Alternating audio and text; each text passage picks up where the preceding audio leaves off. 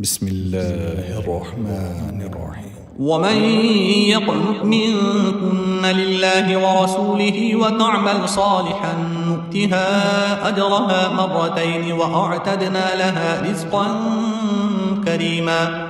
يا نساء النبي لستن كأحد من النساء إن اتقيتن فلا تخضعن بالقول فيطمع الذي في قلبه مرض وقلن قولا معروفا وقرن في بيوتكن ولا تبرجن تبرج الجاهلية الأولى وأقمن الصلاة وآتينا الزكاة وأطعنا الله ورسوله إنما يريد الله ليذهب عنكم الرجس أهل البيت ويطهركم تطهيرا. واذكرن ما يتلى في بيوتكن من آيات الله والحكمة إن الله كان لطيفا خبيرا. إن المسلمين والمسلمات والمؤمنين والمؤمنات والقانتين والقانتات والصادقين والصادقات والصابرين والصابرات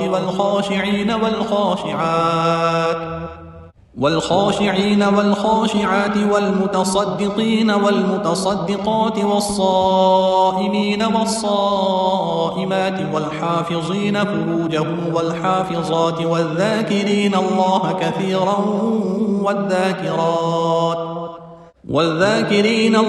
كثيرا والذاكرات أعد الله لهم مغفرة وأجرا عظيما. وما كان لمؤمن ولا مؤمنة إذا قضى الله ورسوله أمرا أن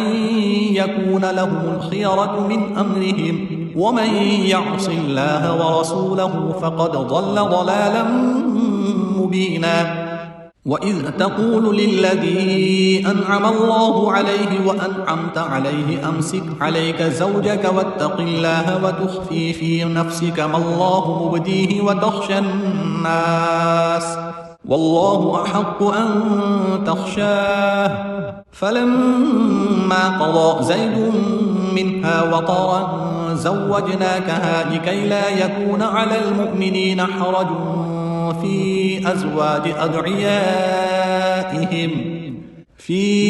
أزواج أدعيائهم إذا قضوا منهن وطرا وكان أمر الله مفعولا. ما كان على النبي من حرج فيما فرض الله له سنة الله في الذين خلوا من قبل وكان أمر الله قدرا مقدورا. الذين يبلغون رسالات الله ويخشونه ولا يخشون أحدا إلا الله وكفى بالله حسيبا. ما كان محمد أبا أحد من رجالكم ولكن رسول الله وخاتم النبيين وكان الله بكل شيء عليما. يا أيها الذين آمنوا اذكروا الله ذكرا كثيرا وسبحوه بكرة وأصيلا. هو الذي يصلي عليكم وملائكته ليخرجكم من الظلمات إلى النور وكان بالمؤمنين رحيما. تحيتهم يوم يلقونه سلام وأعد لهم أجرا كريما. يا أيها النبي إنا أرسلناك شاهدا ومبشرا ونذيرا وداعيا إلى الله بإذنه وسراجا منيرا. وبشر المؤمنين بأن لهم من الله فضلا كبيرا. ولا تطع الكافرين والمنافقين ودع أذاهم وتوكل على الله وكفى بالله وكيلا. يا أيها الذين آمنوا إذا نكحتم المؤمنات ثم طلقتموهن من قبل أن تمسوهن فما لكم عليهن من عدة تعتدونها فمتعوهن وسرحوهن سراحا جميلا. يا أيها النبي إنا أحللنا لك أزواجك اللاتي آتيت أجورهن وما ملكت يمينك مما أفاء الله عليك وبنات عمك وبنات عماتك وبنات خالك وبنات خالاتك اللاتي هاجرن معك وامرأة مؤمنة إن وهبت نفسها للنبي إن أراد النبي أن يستنكحها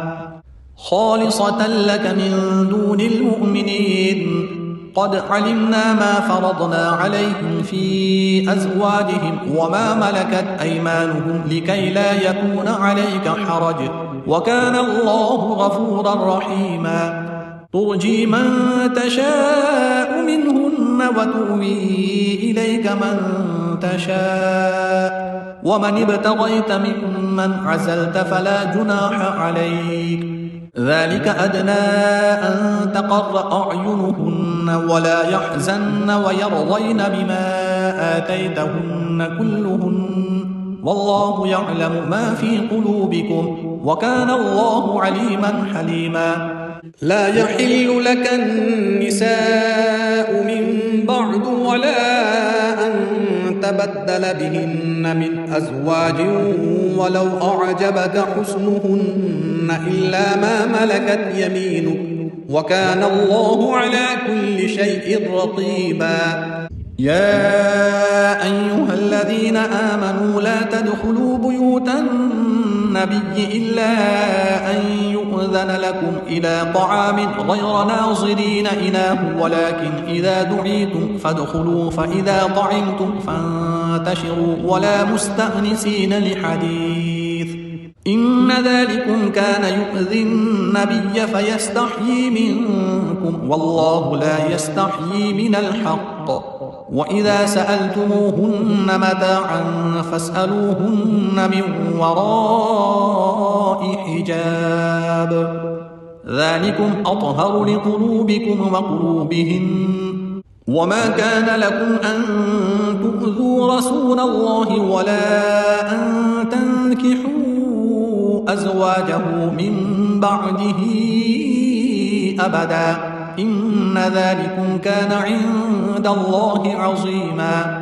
إن تبدوا شيئا أو تخفوه فإن الله كان بكل شيء عليما لا جناح عليهن في آبائهن ولا أبنائهن ولا إخوانهن ولا أبناء إخوانهن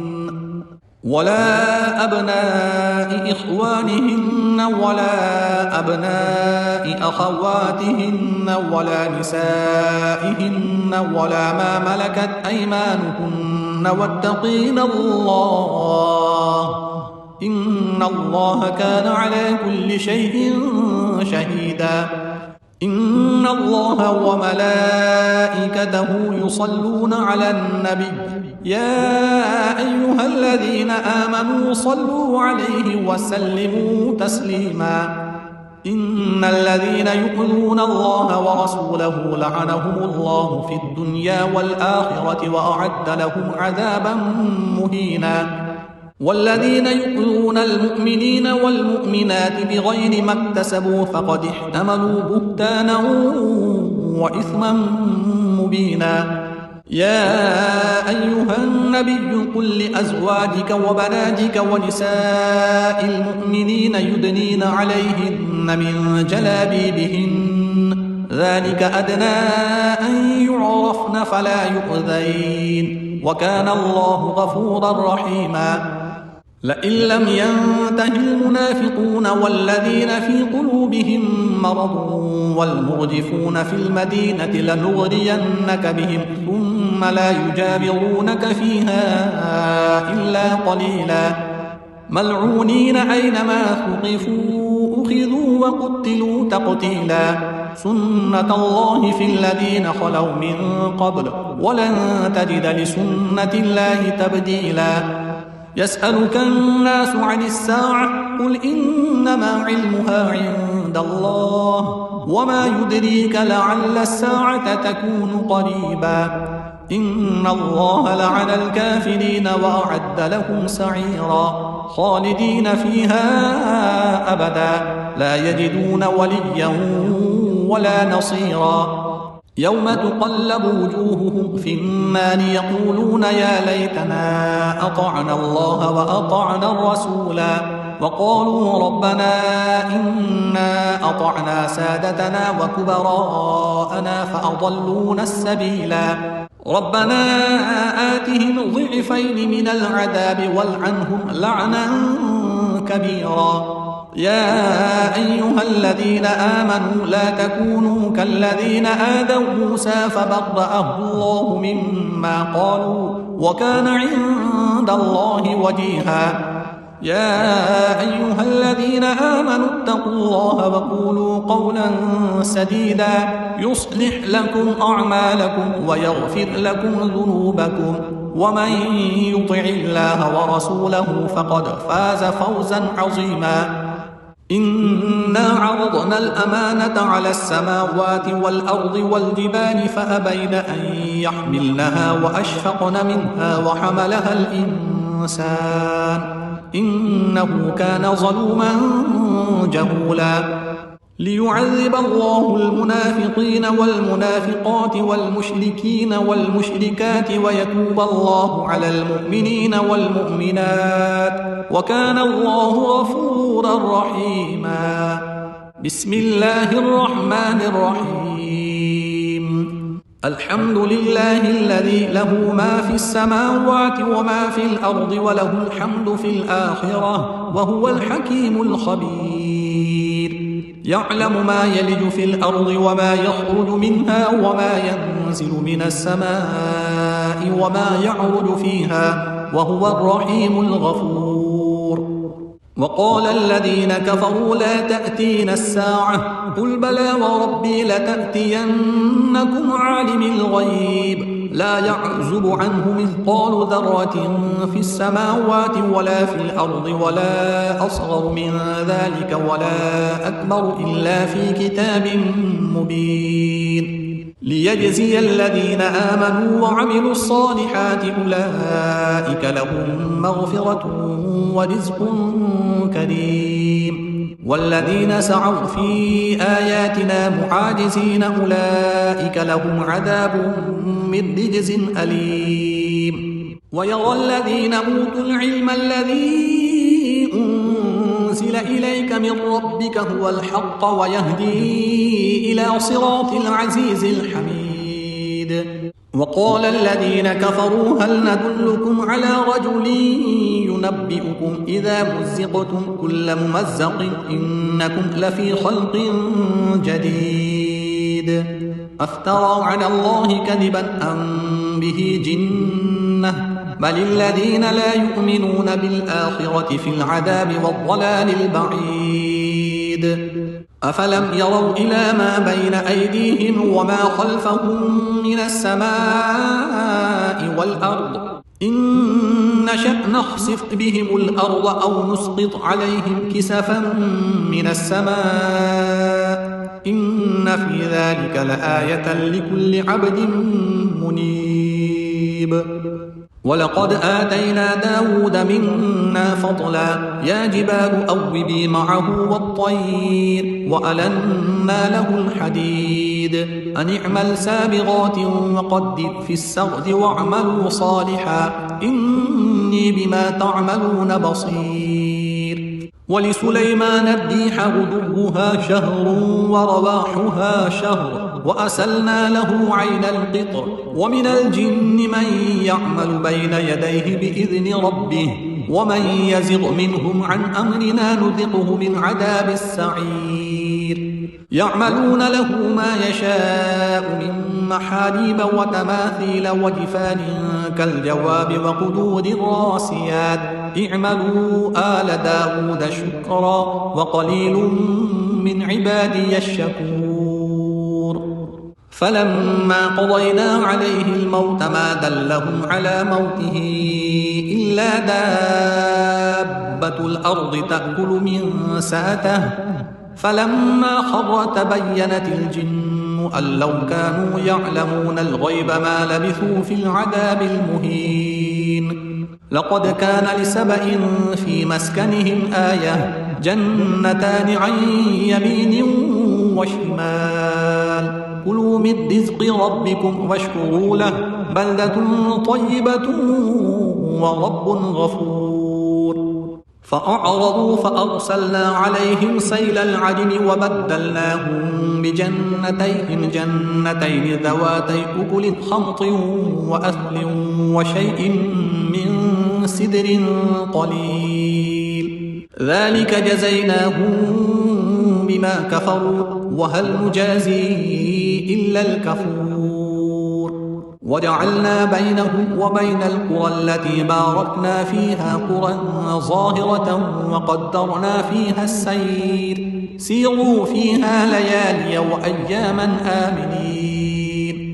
فقالوا ربنا باعد بين أسفارنا وظلموا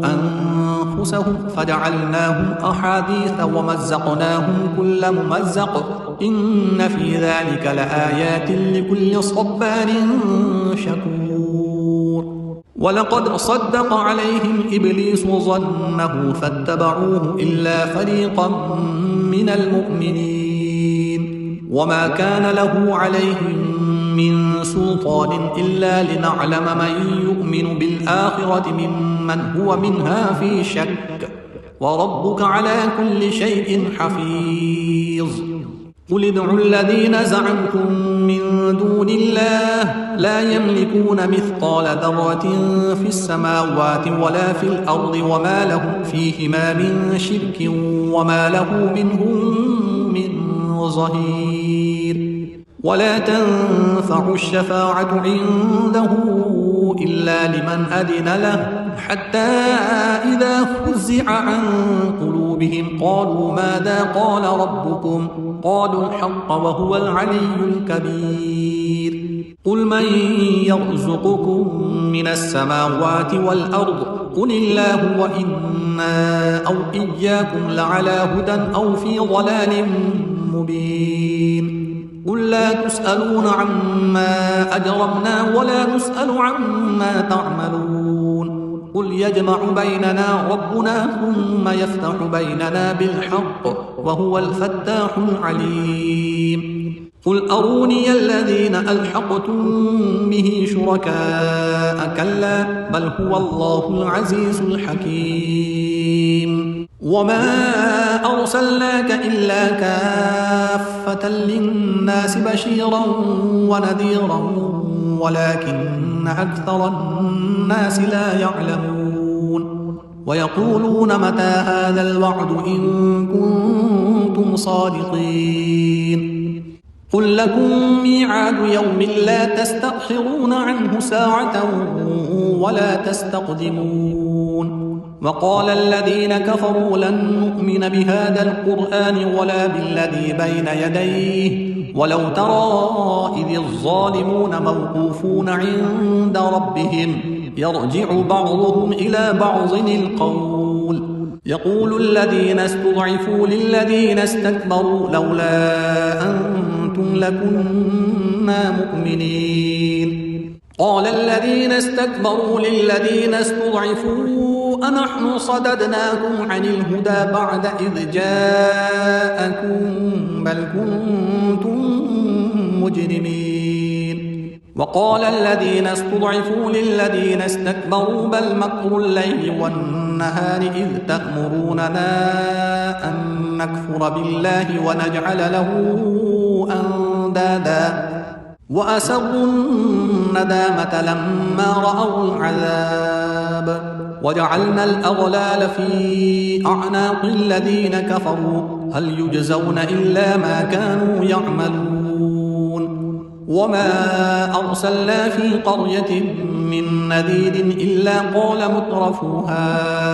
إنا بما أرسلتم به كافرون وقالوا نحن أكثر أموالا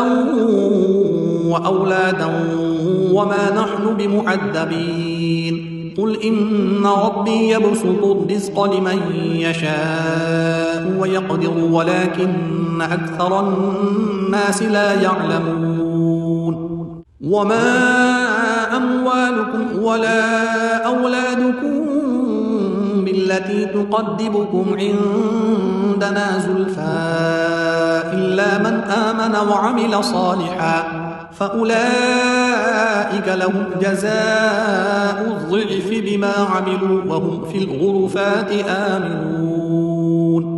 والذين يسعون في آياتنا معاجزين أولئك في العذاب محضرون قل إن ربي يبسط الرزق لمن يشاء من عباده ويقدر له وما أنفقتم من شيء فهو يخلفه وهو خير الرازقين ويوم يحشرهم جميعا ثم يقول للملائكة أهؤلاء إياكم كانوا يعبدون قالوا سبحانك أنت ولينا من دونهم بل كانوا يعبدون الجن أكثرهم بهم مؤمنون فاليوم لا يملك بعضكم لبعض نفعا ولا ضرا ونقول للذين ظلموا ذوقوا عذاب النار التي كنتم بها تكذبون وإذا تتلى عليهم آياتنا بينات قالوا ما هذا إلا رجل يريد أن يصدكم عما كان يعبد آباؤكم وقالوا ما هذا إلا إفك مفترى وقال الذين كفروا للحق لما جاءهم إن هذا إلا سحر مبين وما آتيناهم من كتب يدرسونها وما أرسلنا إليهم قبلك من نذير وكذب الذين من قبلهم وما بلغوا معشار ما آتيناهم فكذبوا رسلي فكيف كان نكير قل إنما أعظكم بواحدة أن تقوموا لله مثنى وفرادا ثم تتفكروا ما بصاحبكم من جنة إن هو إلا نذير لكم بين يدي عذاب شديد قل ما سألتكم من أجر فهو لكم إن أجري إلا على الله وهو على كل شيء شهيد قل إن ربي يقذف بالحق علام الغيوب قل جاء الحق وما يبدئ الباطل وما يعيد قل إن ضللت فإنما أضل على نفسي وإن اهتديت فبما يوحي إلي ربي إنه سميع قريب ولو ترى إذ فزعوا فلا فوت وأخذوا من مكان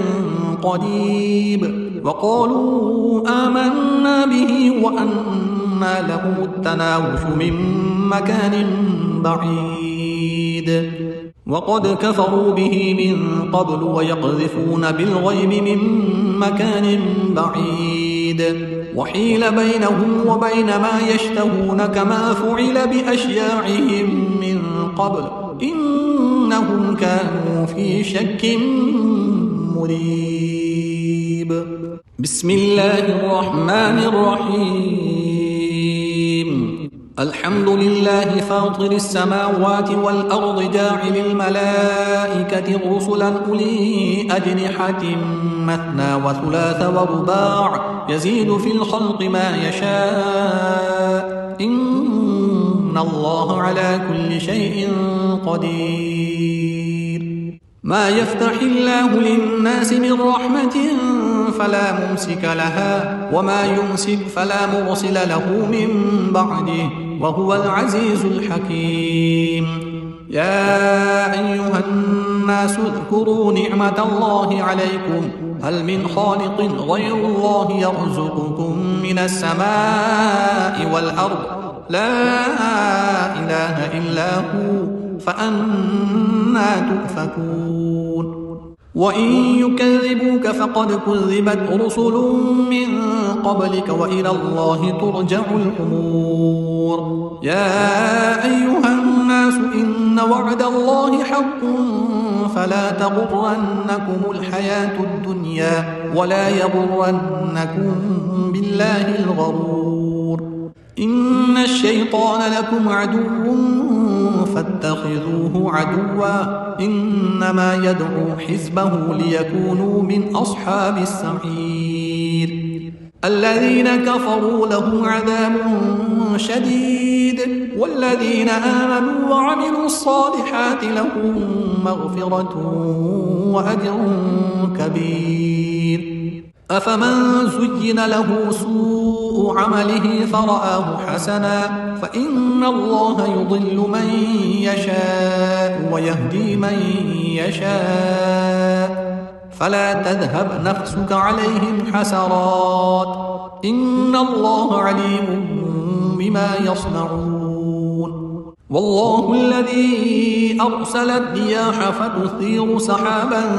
فسقناه إلى بلد ميت فأحيينا به الأرض بعد موتها كذلك النشور من كان يريد العزة فلله العزة جميعا إليه يصعد الكلم الطيب والعمل الصالح يرفعه والذين يمكرون السيئات لهم عذاب شديد ومكر أولئك هو يبور والله خلقكم من تراب ثم من نطفة ثم جعلكم أزواجا وما تحمل من أنثى ولا تضع إلا بعلمه وما يعمر من معمر ولا ينقص من عمره إلا في كتاب إن ذلك على الله يسير وما يستوي البحران هذا عذب فرات سائغ شرابه وهذا ملح أجاج ومن كل تأكلون لحما طريا وتستخرجون حلية تلبسونها وترى الفلك فيه مواخر لتبتغوا من فضله ولعلكم تشكرون يولج الليل في النهار ويولج النهار في الليل وسخر الشمس والقمر كل يجري لأجل مسمى ذلكم الله ربكم له الملك والذين تدعون من دونه ما يملكون من قطمير إن تدعوهم لا يسمعوا دعاءكم ولو سمعوا ما استجابوا لكم ويوم القيامة يكفرون بشرككم ولا ينبئك مثل خبير يا أيها الناس أنتم الفقراء إلى الله والله هو الغني الحميد إن يشأ يذهبكم ويأتي بخلق جديد وما ذلك على الله بعزيز ولا تزر وازرة وزر أخرى وإن تدع مثقلة إلى حملها لا يحمل منه شيء ولو كان ذا قربى إنما تنذر الذين يخشون ربهم بالغيب وأقاموا الصلاة ومن تزكى فإنما يتزكى لنفسه وإلى الله المصير وما يستوي الأعمى والبصير ولا الظلمات ولا النور ولا الظل ولا الحرور وما يستوي الأحياء ولا الأموات إن الله يسمع من يشاء وما أنت بمسمع من في القبور إن أنت إلا نذير إنا أرسلناك بالحق بشيرا ونذيرا وإن من أمة إلا خلا فيها نذير وإن يكذبوك فقد كذب الذين من قبلهم جاءتهم رسلهم بالبينات وبالزبر وبالكتاب المنير ثم أخذت الذين كفروا فكيف كان نكير ألم تر أن الله أنزل من السماء ماء فأخرجنا به ثمرات مختلفا ألوانها ومن الجبال جدد بيض وحمر مختلف ألوانها وغرابيب سود ومن الناس والدواب والأنعام مختلف ألوانه كذلك إنما يخشى الله من عباده العلماء إن الله عزيز غفور إن الذين يتلون كتاب الله وأقاموا الصلاة وأنفقوا مما رزقناهم سرا وعلانية يرجون تجارة لن تبور ليوفيهم أجورهم ويزيدهم من فضله إنه غفور شكور والذي أوحينا إليك من الكتاب هو الحق مصدقا لما بين يديه إن الله بعباده لخبير بصير ثم أورثنا الكتاب الذين اصطفينا من عبادنا فمنهم ظالم لنفسه ومنهم مقتصد ومنهم سابق بالخيرات بإذن الله ذلك هو الفضل الكبير جنات عدن يدخلونها يحلون فيها من أساور من ذهب ولؤلؤا ولباسهم فيها حرير وقالوا الحمد لله الذي أذهب عنا الحزن إن ربنا لغفور شكور الذي أحلنا دار المقامة من فضله لا يمسنا فيها نصب ولا يمسنا فيها لغوب والذين كفروا لهم نار جهنم لا يقضى عليهم فيموتوا ولا يخفف عنهم من عذابها كذلك نجزي كل كفور وهم يصطرخون فيها ربنا أخرجنا نعمل صالحا غير الذي كنا نعمل أولم نعمركم ما يتذكر فيه من تذكر وجاءكم النذير فذوقوا فما للظالمين من نصير إن الله عالم غيب السماوات والأرض إنه عليم بذات الصدور هو الذي جعلكم خلائف في الأرض فمن كفر فعليه كفره ولا يزيد الكافرين كفرهم عند ربهم إلا مقتا ولا يزيد الكافرين كفرهم إلا خسارا قل أرأيتم شركاءكم الذين تدعون من دون الله أروني ماذا خلقوا من الأرض أم لهم شرك في السماوات أم آتيناهم كتابا فهم على بينة منه بل إن يعد الظالمون بعضهم بعضا إلا غرورا إن الله يمسك السماوات والأرض أن تزولا ولئن زالتا إن أمسكهما من أحد من بعده إنه كان حليما غفورا وأقسموا بالله جهد أيمانهم لئن جاءهم نذير ليكونن أهدى من إحدى الأمم فلما جاءهم نذير ما زادهم إلا نفورا استكبارا في الأرض ومكر السيء ولا يحيق المكر السيء إلا بأهله فهل ينظرون إلا سنة الأولين فلن تجد لسنة الله تبديلا ولن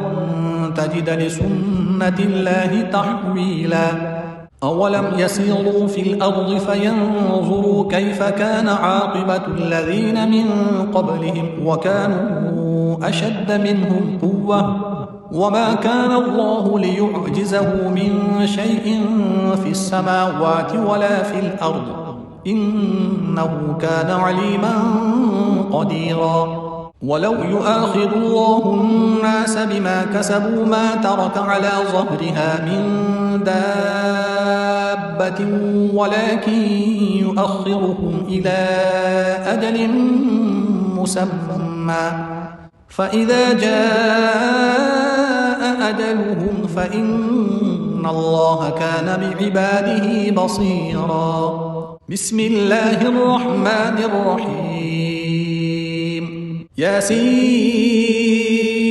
والقرآن الحكيم إنك لمن المرسلين على صراط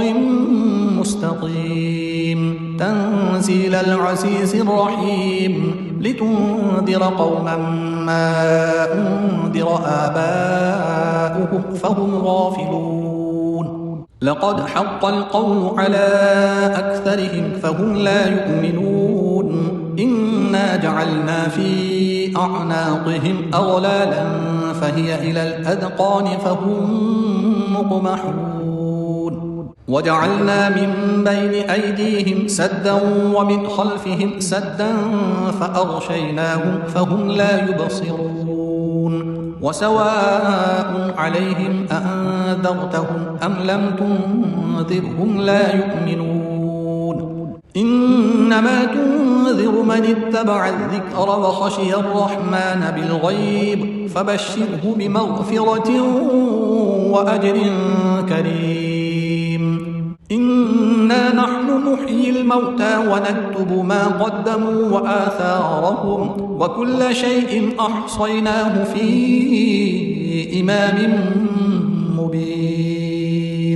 واضرب لهم مثلا أصحاب القرية إذ جاءها المرسلون إذ أرسلنا إليهم اثنين فكذبوهما فعززنا بثالث فقالوا إنا إليكم مرسلون قالوا ما أنتم إلا بشر مثلنا وما أنزل الرحمن من شيء إن أنتم إلا تكذبون قالوا ربنا يعلم إنا إليكم لمرسلون وما علينا إلا البلاغ المبين قالوا إنا تطيرنا بكم لئن لم تنتهوا لنرجمنكم وليمسنكم منا عذاب أليم قالوا طائركم معكم أئن ذكرتم بل أنتم قوم مسرفون وجاء من أقصى المدينة رجل يسعى قال يا قوم اتبعوا المرسلين اتبعوا من لا يسألكم أجرا وهم مهتدون